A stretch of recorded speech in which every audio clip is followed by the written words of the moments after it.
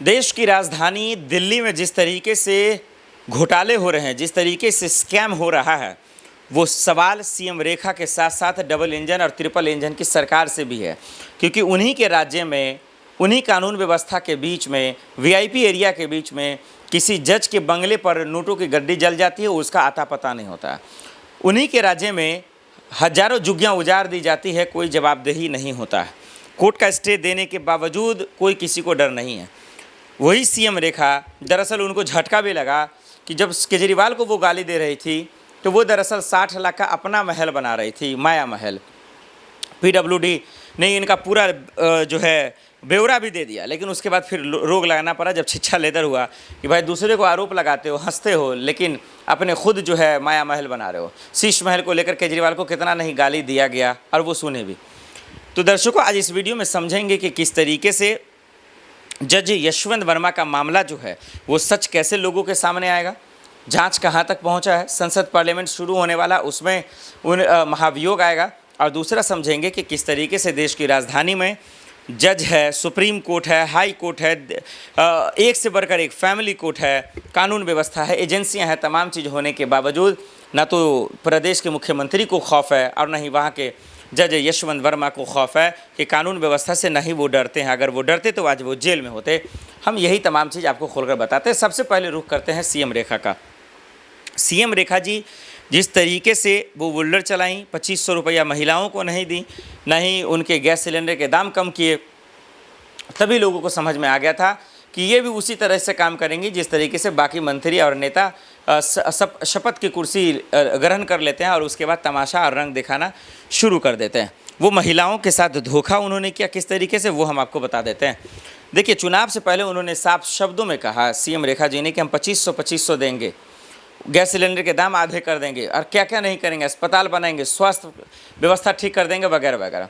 आज एक काम ग्राउंड पे नहीं हुआ। दिल्ली में इस वक्त दर्शकों भूकंप भी आ रही है कंटिन्यू, बारिशें भी हो रही हैं, आंधी तूफान तमाम चीज़ें चल रही हैं।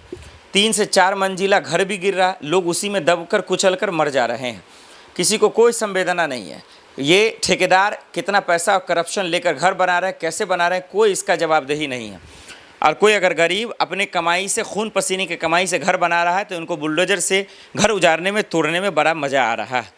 तो फिर क्या बीजेपी ने ये गलती कर दी उनको सीएम कुर्सी पर बैठाकर, या बीजेपी के इशारे पे ऐसा चल रहा है? मेरा मानी तो बीजेपी के इशारे पे ऐसा नहीं चल रहा है, क्योंकि चुनाव से पहले देश के प्रधानमंत्री नरेंद्र मोदी जी ने कहा था कि दिल्ली के किसी भी कॉलोनी में, किसी भी चौक चौराहे पे एक भी झुग्गी नहीं उजाड़ी जाएगी। फिर सीएम रेखा क्या मनमानी कर रही हैं? क्या सत्ता का अहंकार, कुर्सी का अहंकार उनके सर पर आ गया है? क्या इसी वजह से इसी तरीके के काम कर रही हैं?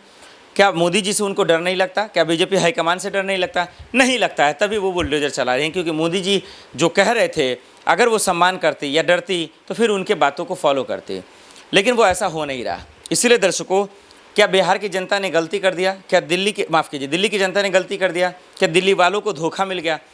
वो इसलिए मैं कह रहा हूँ क्योंकि सीएम रेखा जी ने जो कहा वो हुआ नहीं, लेकिन उनको 2 झटका लगा। एक माया महल से झटका लगा, दूसरा अभी आपने देखा होगा कभी बाइक को लेकर, कभी कार को लेकर तरह तरह की तरकीब और योजना लेकर चले आ रहा है, फिर उनको लेकर बैकफुट पे आना पड़ रहा है। और दूसरा, जब उनसे पूछा जा रहा है तो नेताओं को वो गाली भी दे रही हैं। टुकड़े टुकड़े गैंग वाला बयान पता होगा, जेएनयू कांड उनका पता होगा, जिस तरीके से उनकी भाषा है कि 10 रुपया में 10 रुपया दे नहीं सकते, भिखारी हैं ये लोग, ये हैं वो हैं, फलाना ढेकान।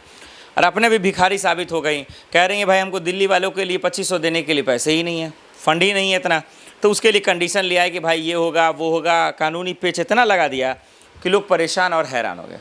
तो सवाल ये है कि आखिर क्या मन में चल रहा है? सवाल ये है कि क्या वाकई में जो है सीएम रेखा जी दिल्ली वालों के साथ जो है कहीं ना कहीं धोखा कर रही हैं?